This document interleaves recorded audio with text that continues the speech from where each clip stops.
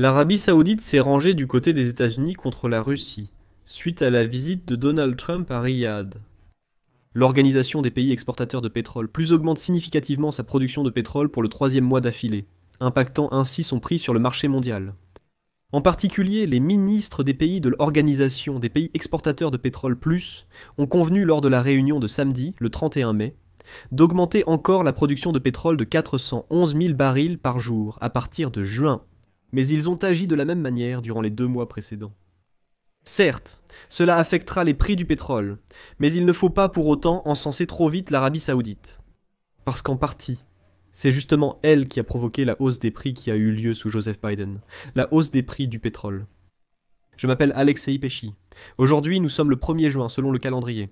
Voyons ensemble le soi-disant sujet pétrolier, à savoir comment l'augmentation de la production de pétrole par les pays du Golfe Persique influence ses prix et comment cela se répercute sur l'économie russe. Avant de commencer, je vous demande de vous abonner à cette chaîne, de liker cette vidéo et d'écrire votre commentaire. Abonnez-vous aussi à la chaîne Telegram de Pesci News, lien dans la description vidéo. Ainsi, les ministres des pays de l'Organisation des pays exportateurs de pétrole ont convenu la veille d'augmenter encore la production de pétrole de 411 000 barils par jour à partir de juin. C'est ce qui est indiqué dans le communiqué de l'organisation. Et je noterai ici qu'une augmentation similaire des livraisons de l'Organisation des pays exportateurs de pétrole a eu lieu en mai et est prévue pour juin. Ainsi, en 3 mois, le cartel, qui regroupe une trentaine des plus grands pays producteurs de pétrole, ajoutera sur le marché 1 200 000 barils de nouvelles livraisons quotidiennes.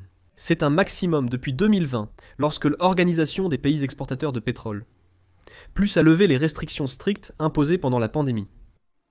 Lors de la réunion de l'Organisation des pays exportateurs de pétrole un désaccord est survenu entre 2 membres clés de cette organisation, l'Arabie Saoudite et la Russie. Selon des sources, la délégation russe s'est opposée à l'augmentation de la production, ce qui pourrait faire baisser encore davantage les prix du pétrole et poser des problèmes budgétaires au Kremlin. Mais les représentants de l'Arabie Saoudite ont tout de même fait pression pour une décision d'augmenter la production de pétrole, car ils souhaitent répondre à la demande de l'administration de Donald Trump, qui a publiquement exigé des prix du pétrole plus bas, afin de punir ainsi la Russie et de lui retirer les revenus qu'elle utilise pour financer la guerre contre l'Ukraine. Comme le déclarent des analystes, il n'est pas exclu que le marché mondial du pétrole soit au bord d'une nouvelle guerre des prix. Cela s'est déjà produit en 2020, lorsque la Russie, au début de la pandémie, a refusé de réduire sa production pour équilibrer le marché, claquant la porte à quitter l'alliance Organisation des pays exportateurs de pétrole Les représentants choqués de l'Arabie Saoudite avaient alors, en réponse, annoncé des remises sans précédent sur leur pétrole, augmenté brusquement la production et fait chuter les cours du pétrole. D'abord jusqu'à 5-10 $ le baril, puis ils sont même passés en territoire négatif, lorsque le baril valait moins que 0, c'est-à-dire qu'il avait une valeur négative.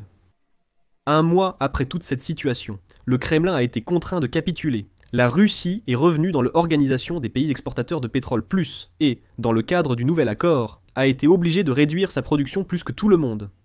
Autrement dit, de cette façon, l'Arabie Saoudite a alors sévèrement puni la Russie pour avoir essayé de se démarquer et d'aller à l'encontre du cartel. Il n'a fallu qu'1 mois pour que la Russie rampe de nouveau vers l'Organisation des pays exportateurs de pétrole Et elle a accepté. Mais les Saoudiens ont alors suggéré « Ce serait bien que vous reveniez dans l'Organisation des pays exportateurs de pétrole Les Russes doivent réduire leur production plus que nous. Mais nous réduirons aussi, dans une moindre mesure. Nous allons vendre et gagner un peu plus. Et vous, êtes-vous punis pour vos actes ?»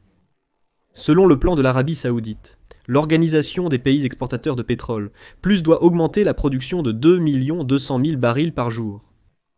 Au départ, si Riyad prévoyait d'étaler ce processus d'augmentation de la production jusqu'à la fin de l'année 2026, désormais l'Arabie Saoudite insiste pour que les nouvelles livraisons arrivent déjà sur le marché cette année. En conséquence, cela pourrait entraîner une chute du prix du pétrole brut jusqu'à 50 $ le baril. C'est ce que prédisent déjà les analystes. En conséquence, le pétrole russe se vend déjà avec une remise d'au moins 10 $ par rapport au Brent. Et cela signifie que ces cotations pourraient la baisser dans la fourchette de 40 à 50 dollars. Autrement dit, le prix du baril sera très probablement de 40 dollars. Et il est important de noter ici que le gouvernement de la Fédération de Russie a initialement élaboré le budget en se basant sur un prix moyen de l'Oural d'environ 70 dollars pour un baril. Mais déjà au printemps, lorsque Donald Trump a lancé des guerres tarifaires et que l'Arabie Saoudite a décidé de rouvrir les vannes sur les gisements, il est devenu clair que la prévision était absolument irréalisable. Aucun prix de 70 dollars pour le pétrole russe n'est du tout envisagé. Et alors, en mars, le prix de l'Oural est tombé à moins de 60%. Et à la fin du mois d'avril, le prix du pétrole de la marque Oural s'élève à 54 dollars. Et en mai, elle atteignait à peine 50 dollars par baril. En réponse, le ministère des Finances et le ministère du Développement économique de la Russie ont recalculé les paramètres du budget avec un prix du pétrole à 56 dollars. Selon le nouveau plan, les revenus pétroliers et gaziers s'élèveront à 8,3 billions de roubles, au lieu de presque 11 billions, et le déficit budgétaire dépassera 3 fois les estimations initiales. Si, au départ, on estimait en Russie que le déficit serait d'1,2 billion de roubles, maintenant, on a déjà calculé 8,3 billions de roubles, soit presque 4 fois plus. Et l'Arabie Saoudite a besoin d'un prix du pétrole à 90 dollars pour équilibrer son budget. On peut se demander pourquoi l'Arabie Saoudite prend un tel risque. Pourquoi baisser autant les prix si elle a besoin d'environ 90 dollars? Même les Russes ont besoin de moins.